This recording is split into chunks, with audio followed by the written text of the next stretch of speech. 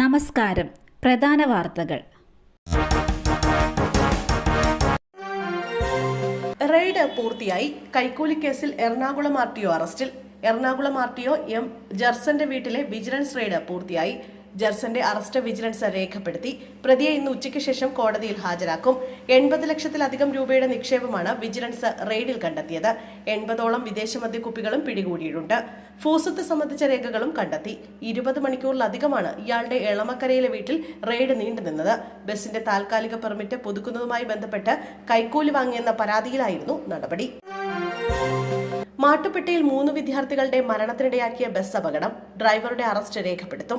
അലക്ഷ്യമായി വാഹനം ഓടിക്കൽ, മനഃപൂർവ്വമല്ലാത്ത നരഹത്യ തുടങ്ങിയ വകുപ്പുകൾ ചുമത്തിയാണ് നാഗർകോവിൽ സ്വദേശി വിനേഷിനെതിരെ മൂന്നാർ പോലീസ് കേസെടുത്തിരിക്കുന്നത്. വിശദമായി ചോദ്യം ചെയ്ത ശേഷം ഇന്ന് തന്നെ അറസ്റ്റ് രേഖപ്പെടുത്തി കോടതിയിൽ ഹാജരാക്കും.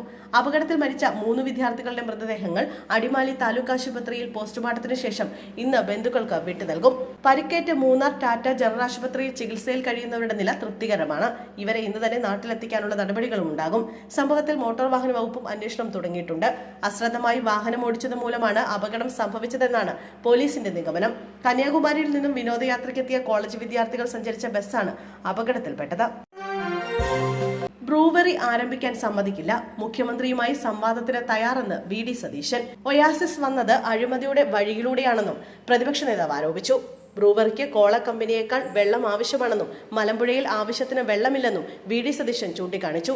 എത്ര വെള്ളം ആവശ്യമാണെന്ന് ഒയാസിസ് പറഞ്ഞിട്ടില്ലെന്നും പ്രതിപക്ഷ നേതാവ് ചൂണ്ടിക്കാട്ടി.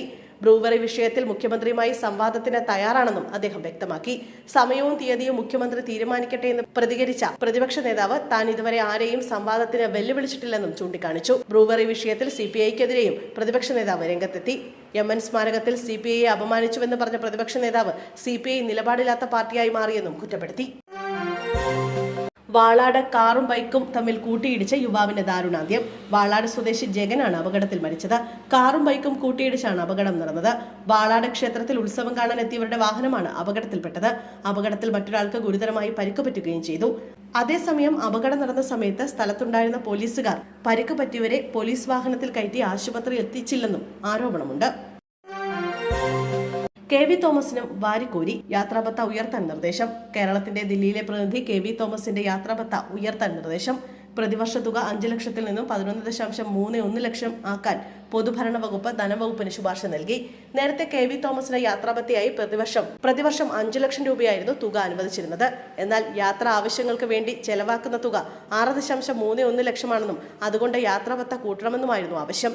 ഇത് പരിഗണിച്ചാണ് പൊതുഭരണ വകുപ്പ് ധനവകുപ്പിന് ശുപാർശ നൽകിയത്.